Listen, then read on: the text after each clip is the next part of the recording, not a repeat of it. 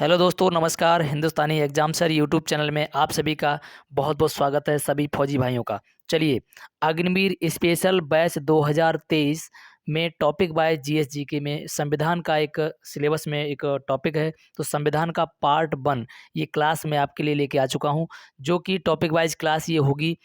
पिछले प्रीवियस जो भी अभी अग्निवीर का एग्ज़ाम हो चुका है, उसी पर आधारित और जो जहाँ से प्रश्न लेटेस्ट पैटर्न पर पूछे जाते हैं। तो चलिए, टॉपिक वाइज क्लास आपकी स्टार्ट करते हैं। इससे पहले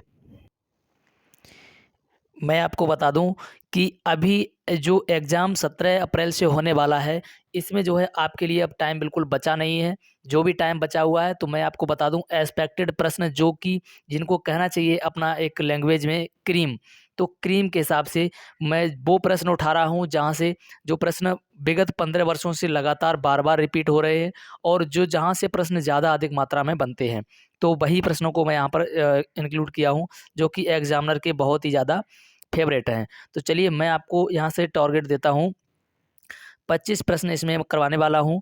20 प्लस आपका टारगेट है, होना चाहिए। तो कमेंट बॉक्स में अपना स्कोर अवश्य बताएंगे। संविधान पॉलिटी का ये पार्ट 1 है, ये सभी मिक्स प्रश्न होंगे और सभी इंपॉर्टेंट प्रश्न आपके लिए यहाँ से स्टार्ट करने वाला हूँ। चलिए, तो यहाँ से देखेंगे, पहला प्रश्न है आपका। पहला प्रश्न क्या है संविधान का, कि राज्यसभा को भंग करने में कौन सक्षम है? अध्यक्ष राज्यसभा का, राष्ट्रपति, संसद का संयुक्त सत्र या उपर्युक्त में से कोई नहीं। तो इसके लिए आपका राइट आंसर हो जाएगा उपर्युक्त में से कोई नहीं। ऐसा क्यों? क्योंकि राज्यसभा जो है ये आपका स्थायी सदन है, ये कभी भी भंग नहीं किया जा सकता, इसको कोई भंग नहीं करता है। लोकसभा जो होता है वो आपका अस्थायी सदन होता है, वो भंग हो सकती है, लेकिन राज्यसभा कभी भी आपकी भंग नहीं होती है। ये यहाँ पर सेव कर लीजिए, बहुत ही मोस्ट इम्पोर्टेंट प्रश्न है, मोस्ट पॉपुलर प्रश्न भी है। अगला प्रश्न, अगला प्रश्न है आपका कि संविधान सभा की प्रथम बैठक कब हुई? इस पे स्टार लगा लीजिए। और ये बहुत ही इम्पोर्टेंट प्रश्नों की सीरीज में ये प्रश्न आता है और ये एग्जामिनर का बहुत ही फेवरेट प्रश्न होता है। तो चलिए, संविधान सभा की प्रथम बैठक कब हुई थी? तो मैं आपको बता दूं, ये प्रथम बैठक हुई थी 9 दिसंबर 1946 को। 9 दिसंबर 1946 को हुई थी। दूसरी हुई थी 11 दिसंबर 1946 को और तीसरी हुई थी 13 दिसंबर को। तो ध्यान रखेंगे, ये सभी जो है बैठकों को आप ध्यान रखेंगे। अगला प्रश्न, संविधान सभा का स्थायी अध्यक्ष कौन था? देखिए, यहाँ पर ये प्रश्न इतना क्रिटिकल होता है क्योंकि यहाँ पर इस वर्ड का बहुत ही आपको ध्यान रखना पड़ेगा, स्थायी अध्यक्ष की।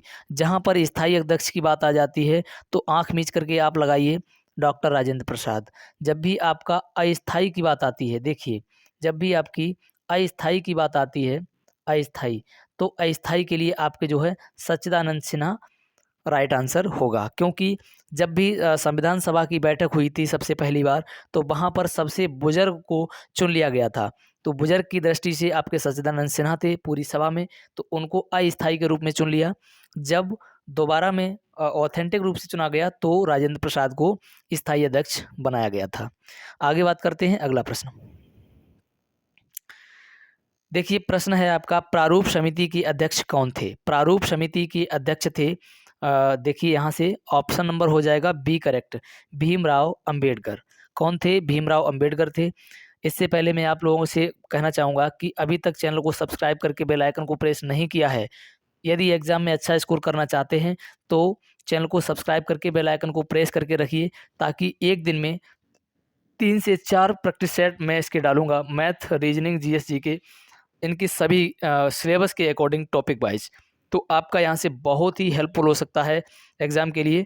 तो इसीलिए चैनल को सब्सक्राइब करके बेल आइकन को प्रेस करके रखिए, ताकि आने वाली वीडियो का नोटिफिकेशन आप तक पहुँचता रहे।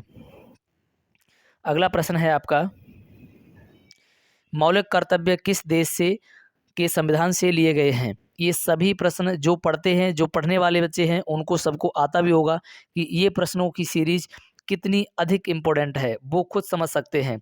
तो जो लोग नए हैं, पहली बार तैयारी कर रहे हैं, वो आंख मीच करके, विश्वास करके इस सीरीज को लिख लें और एकदम तैयार करके जाएं। यहाँ से अधिक मात्रा में प्रश्न पूछे जाते हैं। मौलिक कर्तव्य किस देश के संविधान से लिए गए हैं? तो इसके लिए आपका राइट आंसर हो जाएगा रूस। तो ये रूस से लिए गए हैं। अगला प्रश्न है आपका, वर्तमान में कुल कितने मौलिक अधिकार हैं? देखिए, वर्तमान में 5, 7, 6 या 9। तो इसके लिए आपका राइट आंसर हो जाएगा ऑप्शन नंबर सी। वर्तमान में कितने हैं? 6 मौलिक अभी अधिकार हैं। 7 थे। 7वां जो है आपका संपत्ति के अधिकार को, क्या? संपत्ति के अधिकार को हटा दिया गया है। 44वें संविधान संशोधन 1978 में हटा दिया गया है।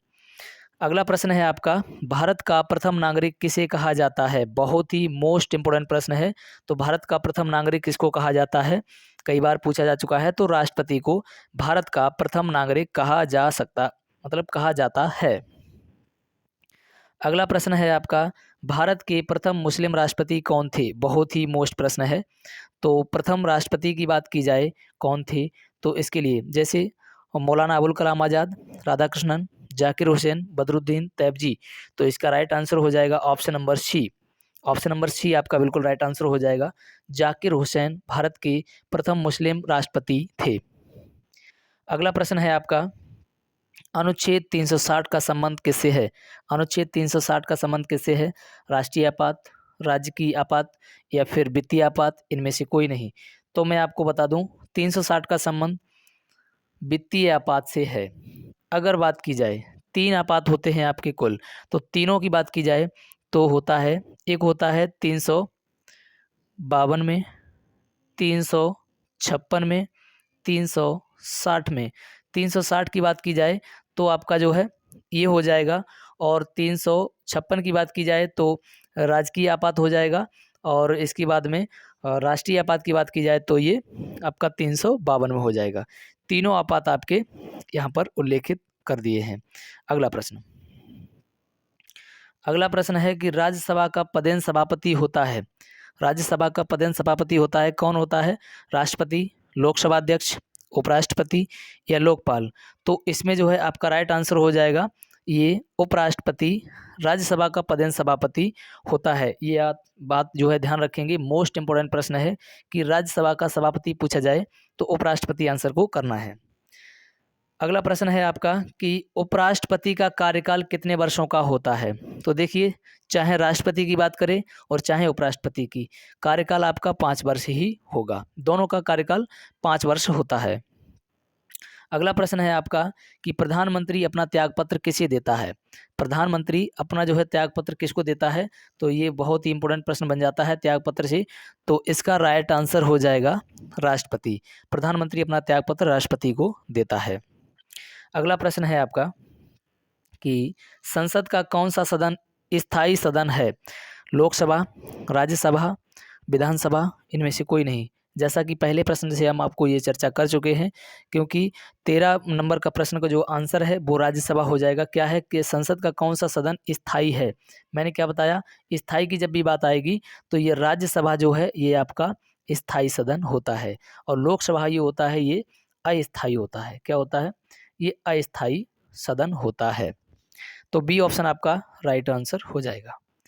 अगला प्रश्न है आपका, लोकसभा सदस्यों की अधिकतम संख्या कितनी हो सकती है? बहुत ही मोस्ट प्रश्न है। तो इसकी संख्या कितनी हो सकती है? 550, 552, 545 या 543? अपना स्कोर अवश्य लिखते रहें। तो इसका राइट आंसर हो जाएगा 552। अधिकतम संख्या हो सकती है 552। अगला प्रश्न है आपका कि किस राज्य का लोकसभा में अधिकतम प्रतिनिधित्व है? बहुत ही मोस्ट प्रश्न है ये भी। तो किसका है? राजस्थान, मध्य प्रदेश, बिहार या उत्तर प्रदेश? तो इसका राइट आंसर हो जाएगा उत्तर प्रदेश।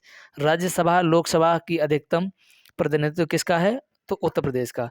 क्यों है? क्योंकि यहाँ जनसंख्या सबसे ज़्यादा है। भारत में जनसंख्या किस राज्य की ज़्यादा है? तो ये उत्तर प्रदेश की ज़्यादा है, सबसे ज़्यादा। और ये क्षेत्रफल की दृष्टि से चौथे स्थान पर आता है। जनसंख्या की दृष्टि से ये पहले स्थान पर आता है। क्षेत्रफल में सबसे पहला स्थान किसका होगा? और राजस्थान का। किसका होगा? राजस्थान का। चलिए आगे बात करते हैं। अगला प्रश्न है आपका, योजना आयोग का गठन कब किया गया था? योजना आयोग का गठन 1951, 1952, 1950, 1947। तो इसका राइट आंसर हो जाएगा ऑप्शन नंबर सी, यानी 1950 में। 50 में किया गया था। ऑप्शन आपका सी बिल्कुल करेक्ट आंसर हो जाएगा। अगला प्रश्न है आपका, योजना आयोग के प्रथम अध्यक्ष कौन थे? देखिए, योजना आयोग के प्रथम अध्यक्ष कौन थे? आपको हिंट के लिए मैं बताता हूं कि इसके अध्यक्ष जो होते हैं वो प्रधानमंत्री होते हैं। कौन होते हैं? योजना आयोग के अध्यक्ष होते हैं प्रधानमंत्री होते हैं। तो प्रधानमंत्री कौन होंगे 1950 में लगभग? तो ये कौन है? जवाहरलाल नेहरू। यहाँ से भी आप कॉमन सेंस से भी सही कर सकते थे। तो जवाहरलाल नेहरू योजना आयोग के प्रथम अध्यक्ष थे। अगला प्रश्न है, प्रथम वित्त आयोग के अध्यक्ष कौन थे? केसी नियोगी, विजय केलकर, बीजी खेर, जाकिर हुसैन। तो आपका राइट आंसर हो जाएगा केसी नियोगी। केसी नियोगी आपका right answer, option number A हो जाएगा। बहुत ही मोस्ट प्रश्न है, ध्यान रखेंगे। अगला प्रश्न है आपका कि भारत में पंचायती राज व्यवस्था कहाँ से शुरू की गई? ये प्रश्न इतना इम्पोर्टेंट है, ये बहुत बार एग्जाम में रिपीट होता है। तो नागौर, ग्वालियर, मेरठ या लखनऊ। तो इसका राइट आंसर हो जाएगा ये नागौर। राजस्थान में ही पड़ता है नागौर। नागौर कहाँ पड़ता है ये? तो राजस्थान में ये पड़ता है, ध्यान रखेंगे।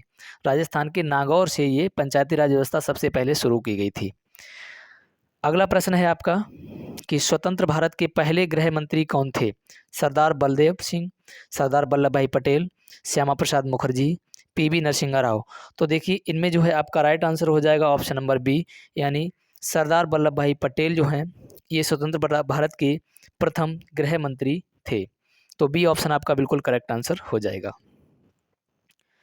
अगला प्रश्न है आपका, फॉरवर्ड ब्लॉक की स्थापना किसने की थी? जवाहरलाल नेहरू, मोतीलाल नेहरू, सुभाष चंद्र बोस, महात्मा गांधी।